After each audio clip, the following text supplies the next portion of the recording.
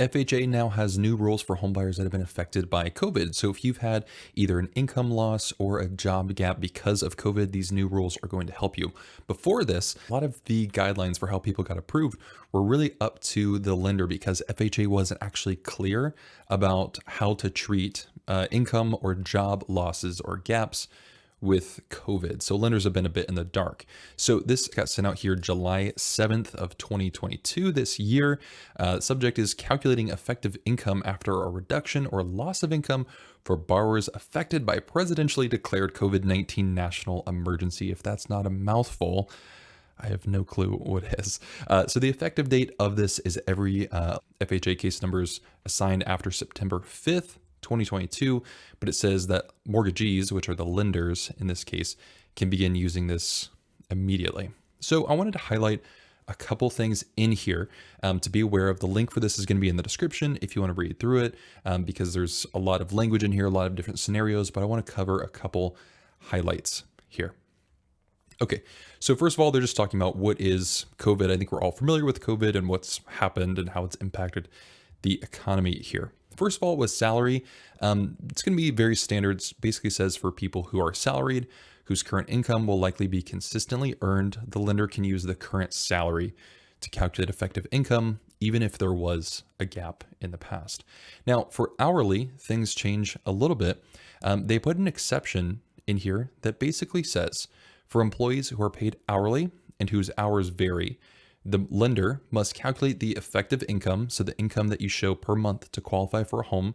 They're going to use a lesser of either the average of income in accordance with the hourly standard, which is a 2-year average of income, right?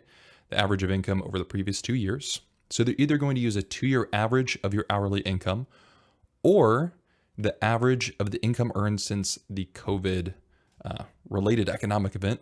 Such a mouthful to say. So they're going to use a lesser of those two for your monthly income there. So basically what they're saying is they don't want, if you've earned less money since COVID happened, then they're going to run off of those lower figures. You can't just use a higher average over the past 2 years if your income has declined. All right. They also go in here to talk about part-time employment.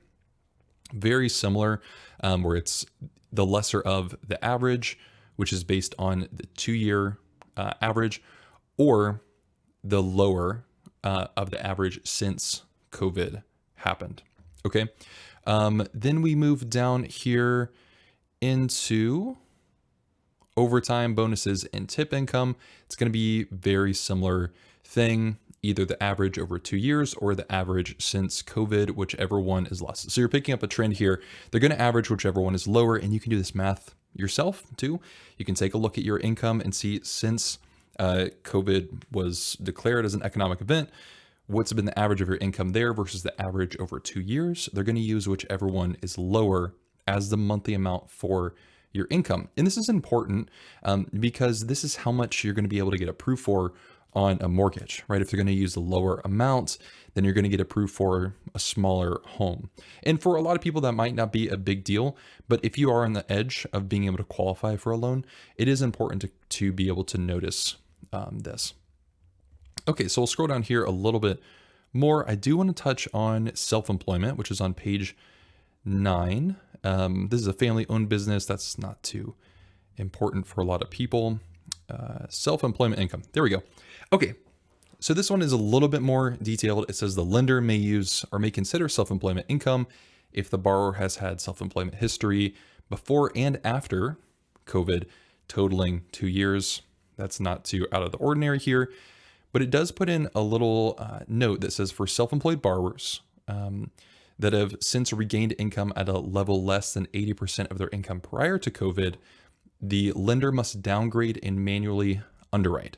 So there are two different types of underwriting with FHA loans. It's either an automated approval through AUS, which is underwriting software that underwriters use, or it's manually underwritten, which usually requires things like reserves and lowers the how much mortgage you can get.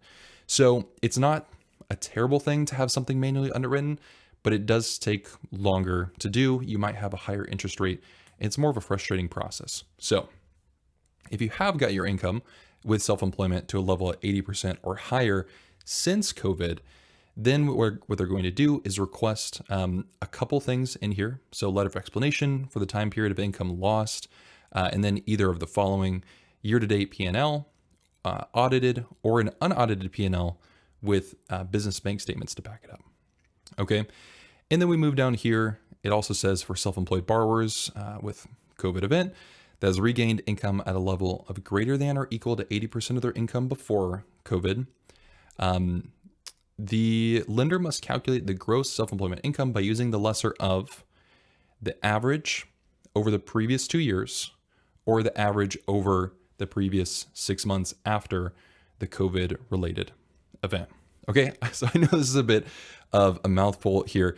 And then finally, I think what a lot of people have questions about is the gaps in employment or reduction in income. And they address that here near the end of page 13, where it says, for non-self-employment income for borrowers with gaps in employment, reduction of income, or reduction of hours due to a COVID-19 related economic event, the lender may consider the borrower's income calculated in accordance with the exception.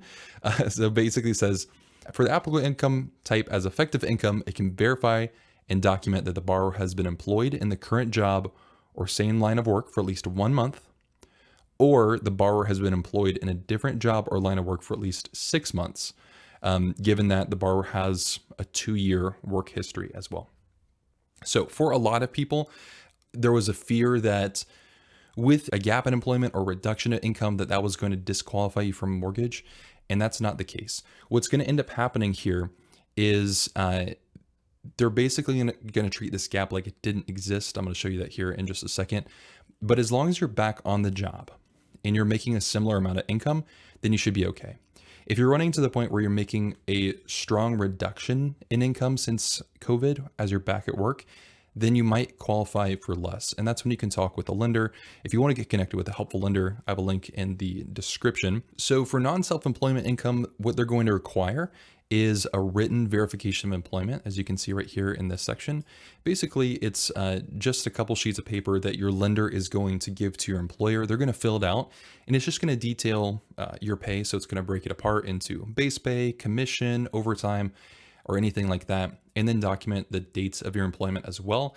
So that's something that can be used in addition to your pay stubs or tax returns, W-2s, 1099s, things like that.